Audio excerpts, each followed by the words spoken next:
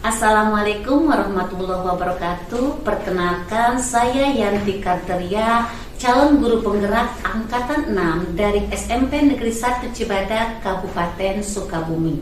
Pada kesempatan ini saya akan melakukan praktek coaching supervisi akademik. Adapun tahapan yang pertama adalah tahapan praobservasi. Pada kegiatan hari ini, tahapan praobservasi, saya bersama dengan rekan saya Asep Ridwan sebagai guru matematika. Oke, terima kasih Pak. Assalamualaikum Pak Asep, selamat siang Pak. Bagaimana kabarnya hari ini? Waalaikumsalam, selamat siang juga Ibu. Alhamdulillah sekarang baik-baik saja. Ibu gimana kabarnya hari ini? Alhamdulillah baik-baik juga Pak ya. Pak Asep lagi sibuk ke hari ini? Kebetulan tidak. Oke, sedang tidak sibuk ya Pak. Ya. Bisa minta waktunya sebentar Pak? Siap, tentu bisa Bu. Oke, terima kasih Pak Asep. Saya ingin ngobrol-ngobrol nih dengan Bapak. Obrolan santai aja ya Pak ya. Oke, terkait yang sudah saya utarakan sebelumnya dengan Pak Asep, saya mendapat tugas untuk melakukan supervisi akademik ya Pak ya. Dalam hal ini saya minta bantuan Pak Asep. Untuk itu nanti akan membersamai Pak Asep saya di kelas. Oke, tujuan supervisi itu sendiri adalah untuk meningkatkan kompetensi dari kita sebagai seorang guru, terutama dalam pembelajaran di kelas ya Pak ya. Kira-kira dari obrolan kita sekarang ini, ada nggak keinginan dari Bapak atau harapan dari Bapak? Keinginan dan harapan pasti tentu ada ya Bu ya, dari obrolan seperti ini. Nah, keinginan saya sendiri itu salah satunya adalah bisa bertukar pikiran, bisa bertukar pendapat juga, saling sharing informasi, saling sharing ilmu juga. Salah satu tujuannya tadi yang menurut Ibu katakan, ya, tujuannya adalah untuk meningkatkan kompetensi kita sebagai guru dalam hal proses pembelajaran. Karena saya pribadi dalam mengajar di kelas itu masih banyak kekurangan yang saya rasa. Oke Pak, jadi kita di sini saling tukar pikiran aja ya Pak ya, atau saling sharing bersama ya, supaya kita lebih meningkatkan lagi nanti ya Pak pembelajaran kita di kelas. Oke Pak, untuk supervisi besok di kelas berapa ya Pak? Rencananya untuk besok mudah-mudahan tidak ada halangan ya Bu ya. Rencananya di kelas 7I. Oke, di kelas 7I ya. Untuk materinya apa yang akan Bapak sampaikan? Materi yang akan saya sampaikan itu sekarang bab baru berarti Bu ya, yaitu tentang perbandingan senilai. Oke, jadi materinya di bab baru tentang perbandingan senilai. Untuk tujuan pembelajarannya apa Pak? Kalau untuk tujuan pembelajarannya itu yang saya ringkas, itu yang pertama itu adalah siswa dapat menjelaskan tentang konsep perbandingan senilai. Kemudian yang kedua adalah siswa itu dapat menyelesaikan suatu masalah mengenai perbandingan senilai di kehidupan sehari-hari. Oke, jadi ada tujuan pembelajaran yang ingin disampaikan besok ya Pak ya. Oke, untuk tujuan pembelajaran tadi yaitu tentang perbandingan senilai di mana bisa diaplikasikan dalam kehidupan sehari-hari. Oke Pak, terima kasih. Tentunya Pak Asep sudah melakukan persiapan ya Pak ya. Persiapan apa yang sudah Bapak lakukan untuk besok? Persiapan yang sudah saya lakukan untuk besok, tentunya saya sudah menyiapkan RPP jelas itu sudah saya siapkan, kemudian AKPD juga, kemudian slide, PowerPoint dan proyektor juga sudah saya siapkan. Oke, jadi Bapak sudah mempersiapkan alat peraga atau sudah mempersiapkan media-medianya ya Pak ya, termasuk infocusnya dan slide-nya. Oke, untuk langkah-langkah kegiatannya seperti apa? Bisa Bapak ceritakan? Kalau untuk langkah-langkahnya sendiri itu ada 3 tahap ya yang sudah saya siapkan. Yang pertama adalah di pembukaan. Yang jelas di pembukaan itu kita ada salam, doa, kemudian setelah itu ada motivasi. Dan selanjutnya ada persepsi gitu. Kemudian di kegiatan inti itu yang pertama saya akan menjelaskan terlebih dahulu mengenai perbandingan itu apa. Setelah itu mereka akan dibuat sebuah kelompok menjadi 8 kelompok. Dan nanti saya akan memberikan sebuah LKPD, karena di dalam LKPD itu saya buatnya berbeda Ibu, sesuai dengan gaya belajar siswa. Jadi ada siswa yang secara visual, kemudian auditori dan kinestetik juga. Dan yang terakhir ada penutup. Di bagian penutup itu ada refleksi. Oke Pak, cukup lengkap ya Pak, atau bahkan lengkap apa ya menurut saya. Oke, Bapak tadi ada di kegiatan awal mulai dari persepsi, kemudian apa Pak, motivasi, setelah itu kegiatan inti, di inti mulai pengelompokan belajar, Dan dalam hal pengelompokan belajar itu juga ada LKPD yang digunakan juga berbeda-beda ya Pak ya. Oke, terima kasih. Kemudian apakah ada kesulitan Pak untuk kegiatan pembelajaran besok? Kesulitan pasti ada ya Bu ya, karena mengingat matematika itu sendiri adalah pelajaran yang memang dirasa sulit gitu. Tidak hanya saya sendiri yang merasakan gitu, pasti mungkin beliau pasti merasakan bahwa matematika itu memang pelajaran yang sangat sulit. Tetapi dari kesulitan itu bagaimana caranya kita mencari sebuah problem solvingnya gitu untuk mengatasi dan mengubah mindset anak itu yang paling susah. Itu tantangannya adalah bahwa matematika itu tidak sesulit yang dibayangkan. Matematika itu ya boleh dikatakan bisa menyenangkan sih. Oke, ya, menurut Pak Asep matematika menyenangkan, tapi menurut saya atau menurut siswa, mungkin sebagian siswa juga mengatakan sulit Pak. Oke, itu Pak, benar Pak, saya sulit menurut saya. Oke, yang Bapak sampaikan barusan yaitu tentang mungkin di sini apa, kesiapan belajar siswa ya. Setiap siswa memiliki pemahaman yang berbeda-beda, ada yang pemahamannya cepat, ada juga yang lambat. Oke Pak, strategi apa yang akan Bapak gunakan agar dapat menyampaikan materi dengan menarik? Oke, strategi yang saya akan gunakan yang tentunya menyiapkan model dan metode yang sebaik mungkin ya Bu ya. Jadi model dan metode yang akan saya gunakan itu berbeda dengan sebelumnya. Yang sekarang itu adalah metode to try to stay. Jadi artinya ada dua kelompok yang berkunjung ke kelompok lain sebagai tamu, dan ada yang diam di tempat. Jadi yang diam di tempat itu tugasnya adalah untuk menerima tamu, jadi menerima kunjungan dari kelompok lain dan menjelaskan permasalahan yang ada di dalam LK tersebut Ibu. Dan kemudian selain model dan metode, saya juga mulai menyiapkan manajemen, jadi self controlling di situ. Jadi untuk memanajemen emosional juga sih Bu ya, karena kadang-kadang apa yang kita jelaskan gitu panjang lebar, ada aja siswa yang tidak paham, kadang-kadang satu kelas tidak paham gitu, kadang-kadang kan bikin emosi ke diri sendiri gitu, tidak diutarakan, tapi kadang-kadang kita kesal ke diri sendiri gitu. Nah itu sosial emosional yang sedang saya manage gitu dalam proses pembelajaran kali ini.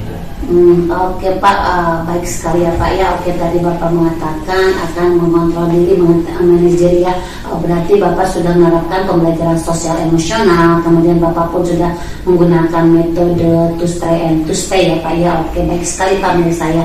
Oke, untuk persiapannya sendiri apakah sudah 100% Pak? 90% Bu, baru 90%.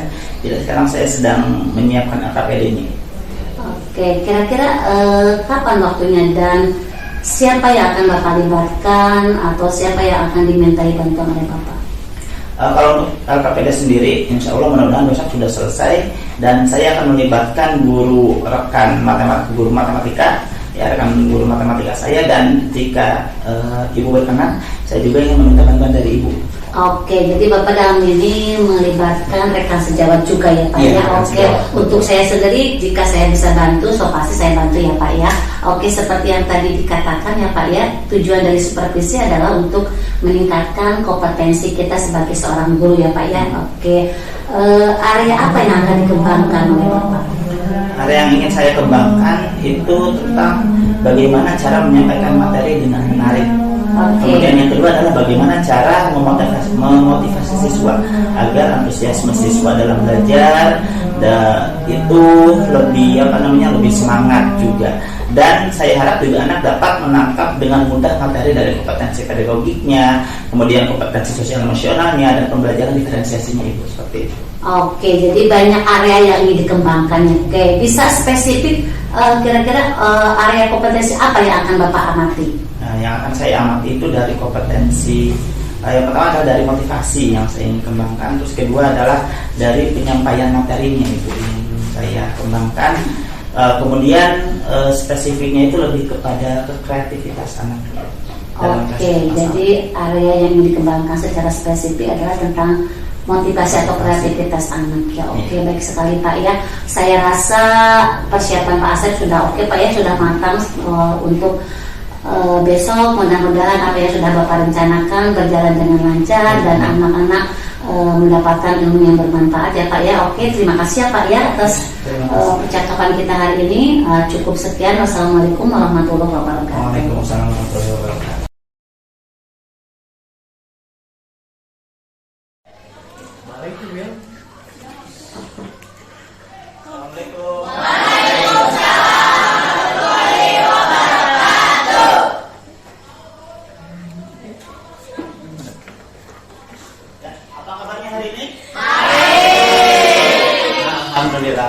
semuanya. Mudah-mudahan semuanya dalam kondisi sehat walafiat. Amin. Sebelum kita mulai pembelajaran kali ini, alangkah baiknya kita berdoa dulu, dipimpin oleh ketua kelas. Siapa ketua kelasnya? Oke, Sukma, silakan pimpin doa dulu. Siap baca doa dalam hati dimulai. Siapa yang tidak hadir hari ini? Sandi.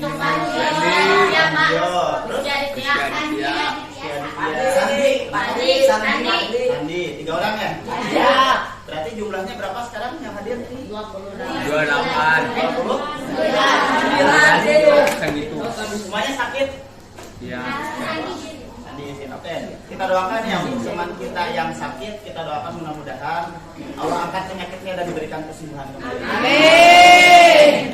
Pertemuan sebelumnya kita sudah belajar tentang syarat-syarat ya untuk materi yang sekarang itu akan kita bahas. Oke, sebelum kita ke materi, nah di sini Bapak akan memberikan sebuah motivasi dulu. Kira-kira kenapa sih kita harus belajar matematika? Biar bisa menghitung. Biar bisa menghitung. Terus Biar otaknya biasa. Perkalian. biar otaknya diasah. Seandainya kalau matematika tidak ada di dunia ini, satu nggak bisa ngitung. Terus Gak bisa mengenal uang. bisa ngitung uang jajan. Terus apalagi seandainya tidak ada matematika di dunia ini, Tidak bisa berdagang. tidak ada angka, salah satunya tidak akan pusing. Ya.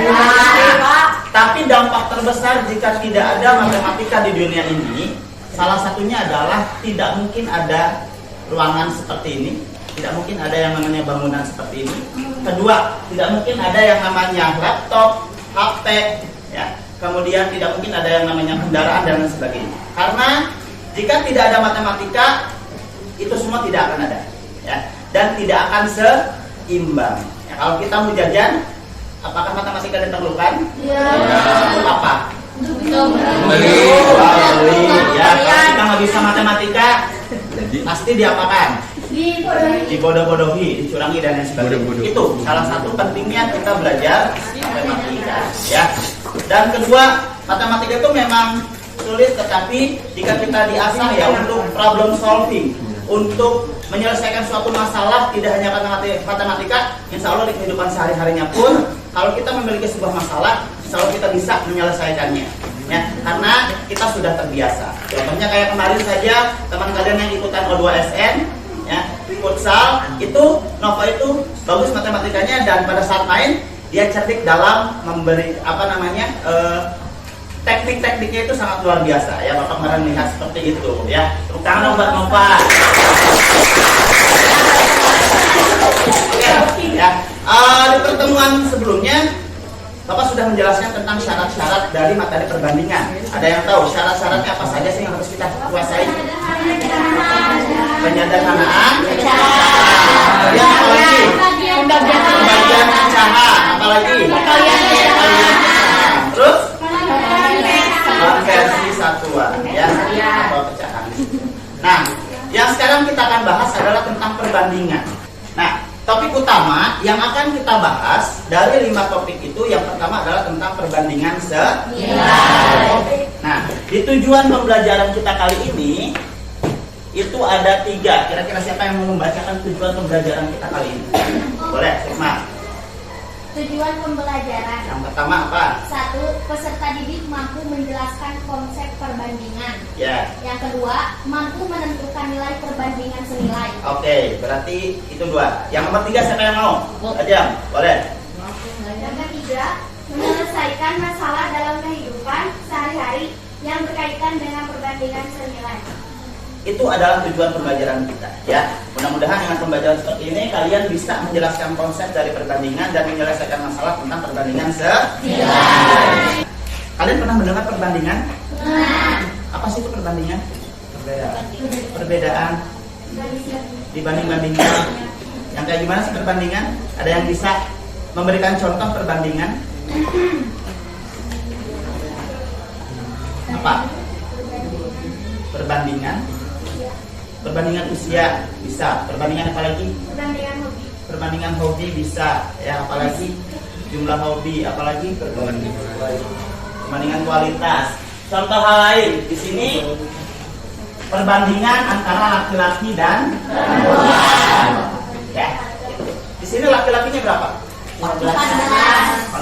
Perempuannya berapa? 18. Ya, itu adalah konsep daripada perbandingan. Laki-laki berbanding dengan perempuan. Berapa jumlah laki-lakinya? 14. Berbanding dengan 8. Siapa yang mau membaca tentang definisi perbandingan tadi? Semua udah, Ajang udah, laki-lakinya siapa yang mau? Oke, boleh Malida deh. Perbandingan adalah membandingkan dua nilai atau lebih dari suatu besaran yang sejenis dan dinyatakan dengan cara yang sederhana.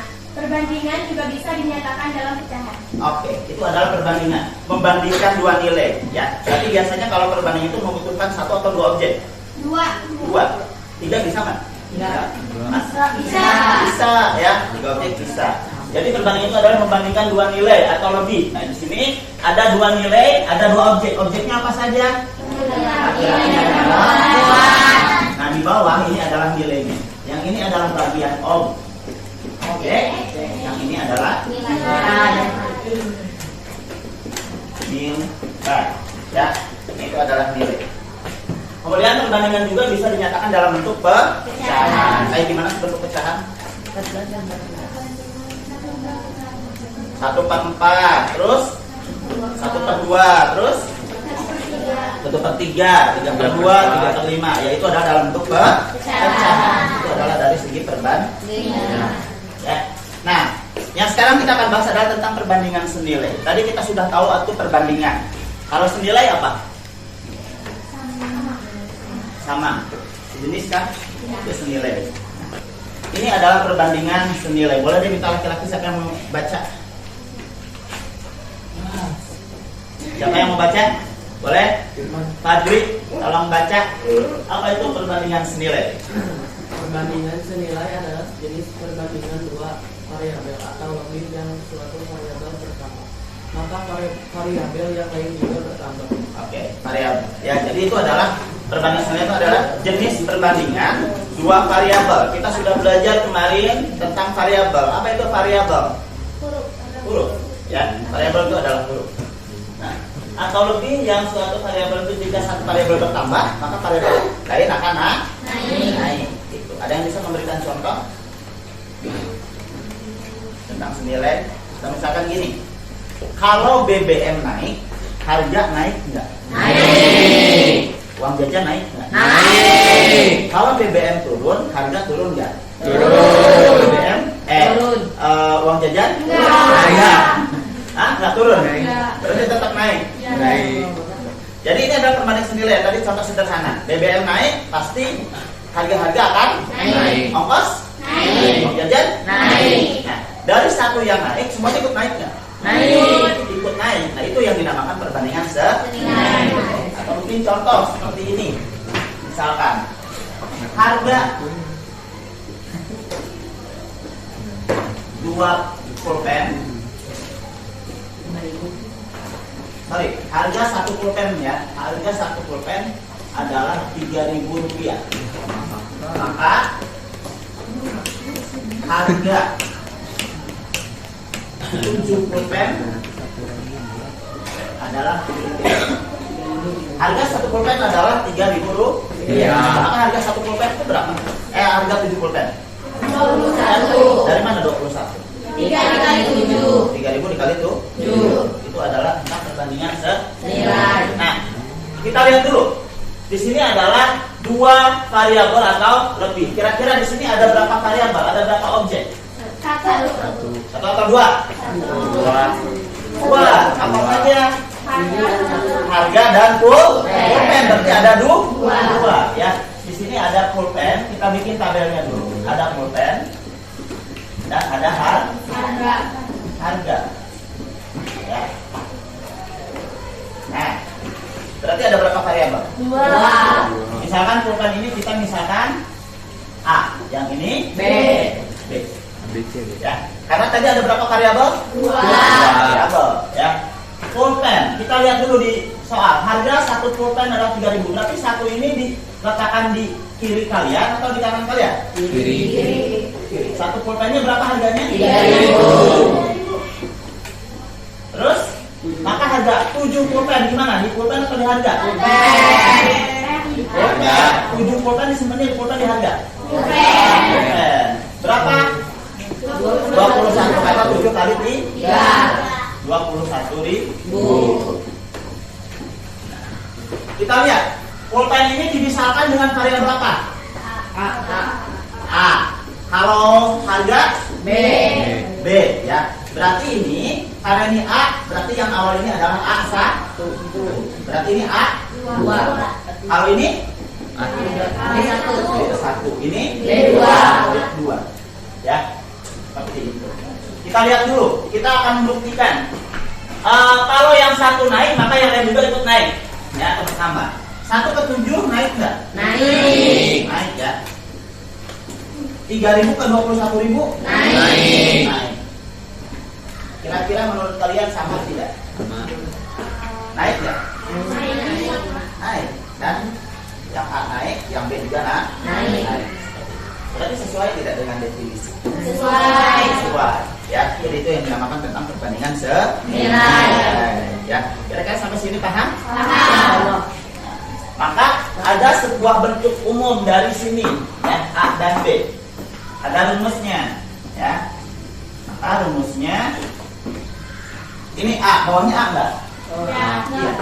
Berarti ini A1 per A2 sama dengan berarti ini juga B1 per B2. Ini bisa ya? Yaitu tentang perbandingan Nilai. Oke. Kira-kira sampai sini ada yang tanyakan nggak? Tidak? Tidak paham? Oke. Nah, sekarang sebelumnya Bapak sudah membentuk kelompok kan? Menjadi berapa kelompok? 4. Jadi 4 kelompok, ya. Sudah ada mentornya. Nah, nanti setelah ini kalian duduk dengan kelompoknya masing-masing. Nanti akan Bapak berikan sebuah LK, ya, yang kalian diskusikan dengan teman kalian. Jadi di pembelajaran kali ini metodenya adalah tentang metode to stay to stay. Tahu nggak? To stay to stay. Hah? Makanya kita dikelompokkan. To stay to stay. Artinya adalah ada yang diam di kelompok, ada yang bertamu ke kelompok lain. Sudah? Sudah. Ya. Berarti sudah menentukan siapa yang akan berkunjung, siapa yang akan menjelaskan. Sudah ada? Siap. Siap? Udah. Oke. Kamu jelas dulu. Jadi di dalam soal ini ada variabel dua. Apa aja? Jarak. Tapi ini dua variabel. Apa aja? Enggak, ini ada apa aja? Variabel apa saja? Oke, semuanya sudah? Sudah. Nah, sekarang silakan kembali ke kelompok asalnya masing-masing. Ya. Bapak minta satu kelompok untuk maju mempresentasikan, tapi yang sebagai tamu. Siapa yang mau? Oke, Ajeng sama siapa? Siti Naida, ya boleh. Silakan Ajeng sama Siti Naida untuk mempresentasikan hasil kunjungan ke kelompok yang lain. Silakan.